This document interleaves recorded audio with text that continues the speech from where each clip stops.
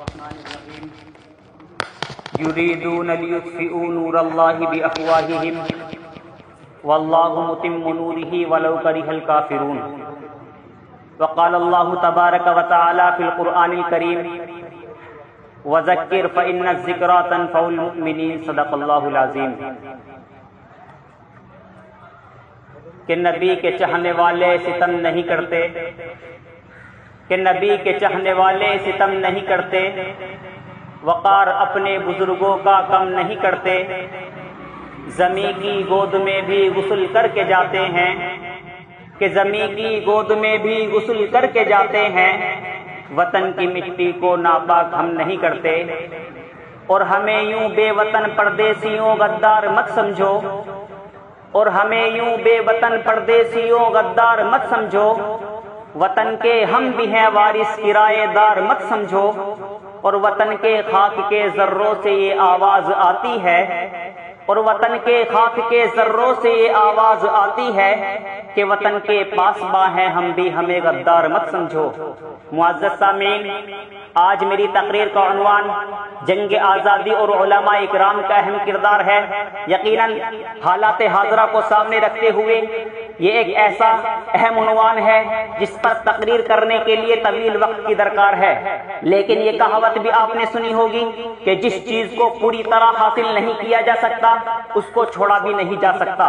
اگرچہ وقت کم ہے تو کیا ہوا جتنا وقت ہے اسی کو ہی حدود کلام بنا لیا جائے۔ معزز سامعین، آج جب ہم تاریخ کے اوراق پلٹتے ہیں اور ہماری نگاہیں اپنے اکابر کی قربانیوں پر پڑتی ہیں تو ہماری روحیں تڑپ اٹھتی ہیں، بدن لرزہ اٹھتا ہے، دل کانپنے اور دھڑکنے لگتا ہے، زبانیں گنگ اور آنکھیں اشکبار ہو جاتی ہیں کہ وہ ہندوستان جس کی حریت کے باغ کو مسلمانوں نے خود اپنے خون و جگر سے سینچا تھا، جس کی آزادی کی خاطر بحرنا آشرائے ساحل میں کود پڑے تھے اور بے پناہ قربانیوں کے ذریعے اس کو پروان چڑھایا تھا، آج ان کی تمام تر قربانیوں کا انکار کیا جا رہا ہے۔ وہ گلستہ جس کے حصول کے لیے مسلمانوں نے خالِ گلشن کو چنا تھا وہی آج مقتل کی شکل میں تیار کھڑا ہے۔ وہ دھرتی جس پر مسلمانوں نے پانی کی طرح اپنا خون بہایا تھا، یہی دھرتی آج ہمیں دھکے دے کر باہر نکال رہی ہے۔ معزز سامعین، حالانکہ یہ بھی ایک واقعہ ہے کہ اگر ہندوستان کی جنگ آزادی کے اندر علماء حصہ نہ لیتے تو یہ ہندوستان کبھی بھی آزاد نہ ہوتا۔ اگر یہ سرخیلی آزادی نہ ہوتی تو تحریک آزادی نہ چلتی، تحریک بالا کوٹ نہ چلتی، تحریک خلافت نہ چلتی، ہندوستان چھوڑو تحریک نہ چلتی، مقدمہ وہابیان نہ چلتا، امبالہ سازش کیس نہ بنتا۔ الغرض علماء اکرام ہی نے اپنے خون و جگر سے عروس آزادی کو سینچا اور پروانہ چڑھایا ہے۔ چنانچہ 1857 کی جنگ آزادی کے اندر دو محاذ بنائے گئے، ایک محاذ امبالہ پر جس کی قیادت حضرت مولانا جعفر تھانیسری کے پاس تھی، اور دوسرا محاذ شاملی پر جس کی قیادت حضرت حاجی امداد اللہ مہاجر مکی کے پاس تھی۔ اسی جنگ میں بڑے سے بڑے علماء و صلحاء شہید و زخمی ہوئے، اسی جنگ میں حضرت نانوتوی زخمی ہوئے، اسی جنگ میں حافظ ضامن شہید ہوئے۔ اس 1857 کی جنگ آزادی کے اندر 2 لاکھ مسلمان شہید ہوئے، جن میں 51,000 علماء اکرام تھے، اور صرف دہلی میں 500 علماء کو پھانسی کے پھندوں پر لٹکا دیا گیا۔ بہرحال جب اس جنگ میں وسائل کی قلت اور اپنوں کی غداری کی وجہ سے فرنگیوں کا غلبہ ہوا تو واسرائے برطانیہ نے ہندوستانی مشیروں سے رائے طلب کی کہ بتاؤ ہندوستان میں تمہاری حکومت کیسے قائم رہ سکتی ہے۔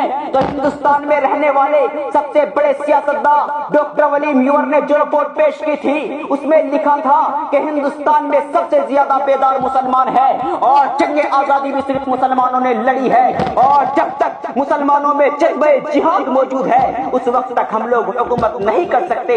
سب سے پہلے ہندوستان سے مسلمانوں کا ختم کرنا ضروری ہے، لیکن اس سے پہلے ایک اور چیز کا ختم کرنا ضروری ہے، اور وہ یہ کہ ہندوستان سے علماء اور قرآن کو ختم کر دیا جائے۔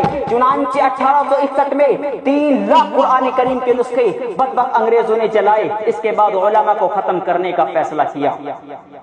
چنانچہ 1864 سے لے کر 1867 تک یہ 3 سال ہندوستان کی تاریخ کے بڑے المناک سال ہیں۔ ان 3 سالوں میں انگریزوں نے 14,000 علماء اکرام کو تخت دار پر لٹکا دیا تھا۔ انگریز مورخ مسٹر ایڈورڈ ٹامسن اپنی یادداشت میں لکھتا ہے کہ دہلی چاندنی چوک سے لے کر خیبر تک ایک بھی درخت ایسا نہ تھا جس پہ علماء کی گردن نہ لٹکی ہو۔ ٹامسن کہتا ہے کہ علماء کو سوروں کی کھال میں بند کر کے دہکتے ہوئے انگاروں میں ڈال دیا جاتا تھا۔ ٹامسن کہتا ہے کہ علماء کے جسموں کو تانبوں سے داغا گیا۔ ٹامسن کہتا ہے کہ علماء کو ہاتھیوں پر کھڑا کر کے اور علماء کی گردنوں کو پیر سے باندھ کر نیچے سے ہاتھیوں کو چلا دیا جاتا تھا۔ ٹامسن